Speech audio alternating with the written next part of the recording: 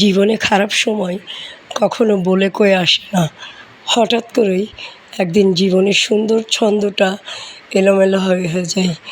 তো hello viewers, আসসালামু আলাইকুম। আমি নীলা আপনাদের সবাইকে ওয়েলকাম করছি নতুন আরেকটা ব্লগ ভিডিওতে।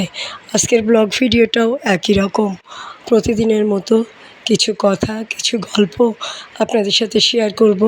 কথাগুলো যদি ভালো লাগে শেষ পর্যন্ত সাথে থাকবেন। এই যে দেখছেন, এটা হচ্ছে লাস্ট বৃহস্পতিবারের আমি অফিসে গিয়েছিলাম।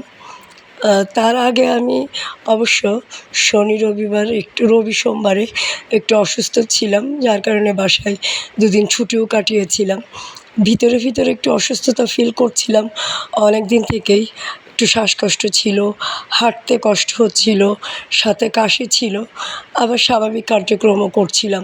এই যে বৃহস্পতিবার গেলাম, সংসদ ভবনের মাননীয় স্পিকার স্যারের একটা অর্ডার নিয়েছিলাম। তো সেই অর্ডারের কিছু প্রসেস ছিল, সেই কাজগুলো করলাম। পরিবেশটা খুব সুন্দর, বৃষ্টি হচ্ছিল। তো সব বৃষ্টির পরে পরিবেশটা আবার বেশ শান্ত, সাবলীল ছিল। তখন ছবি টবি তুললাম।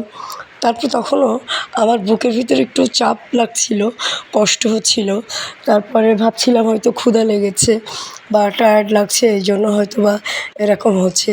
তারপরে শোরুমে আসলাম, এসে একটু খাওয়া দাওয়া করলাম। খাওয়া দাওয়ার পরেই হঠাৎ করে আবার অসুস্থ হয়ে পড়লাম।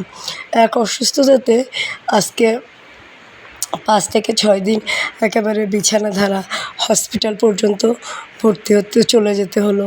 তো হসপিটালেও 3 দিন থেকে আজকে যে বাসায় আসলাম। তো আসলে জীবনের খারাপ সময় কক্ষনো বলে কয়ে আসে না। হঠাৎ করেই একদিন জীবনের সুন্দর ছন্দটা থমকে যায়। চারপাশের সব কিছু কেমন যেন অচেনা মনে হয়। যে মানুষটা হাসতে হাসতে প্রতিদিন জীবন পার করছিল, সেই মানুষটাকেই হয়তো একদিন নীরবে চোখের পানি লুকিয়ে রাখতে হয়। জীবন আসলে কারোর জন্য এরকম নয়। কারোর জীবন সুখের গল্পটা একটু বেশি, কারোর জীবনের দুঃখের অধ্যায়টা একটু দীর্ঘ। কেউ খুব সহজে নিজের স্বপ্নের কাছে পৌঁছে যায়, আবার কেউ প্রতিটি স্বপ্ন পূরণ করার আগে অসংখ্য বাধার সঙ্গে লড়াই করে। কিছু জীবন সত্যিই ব্যতিক্রম, যেখানে সমস্যার শেষ নেই। একটার পর একটা পরিস্থিতি এসে মানুষটাকে পরীক্ষা নিতে থাকে। কখনো অর্থের সমস্যা, কখনো সম্পর্কের টানাপোড়েন, কখনো প্রিয় মানুষকে হারানোর কষ্ট বা প্রিয় মানুষের সাথে দূরত্ব হওয়ার কষ্ট, কখনো নিজের সঙ্গে যুদ্ধ। সব কিছু মিলিয়ে জীবনটা যখন অসহ্য মনে হয়, তখনও থেমে থাকার সুযোগ থাকে না। কারণ জীবন কারো কষ্টের জন্য থেমে থাকে না। সময় তার নিজের গতিতেই চলতে থাকে।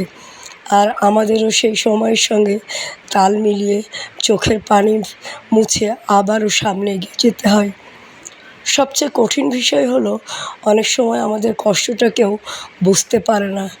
বাইরে থেকে হয়তো আমরা স্বাভাবিক হাসি মুখে কথা বলছি, সবার সঙ্গে ভালো আছি, অথচ ভিতরে কতটা ভেঙে পড়েছি সে খবরটা শুধু আমরাই জানি। কিছু যুদ্ধ আছে যেগুলো একাই লড়তে হয়। কিছু কান্না আছে যা মানুষের সামনে নয়, গভীর রাতে বালিশের কাছে জমা রাখতে হয়। তবুও জীবনকে মেনে নিতে হয়, কারণ খারাপ সময়ও জীবনের একটা অংশ।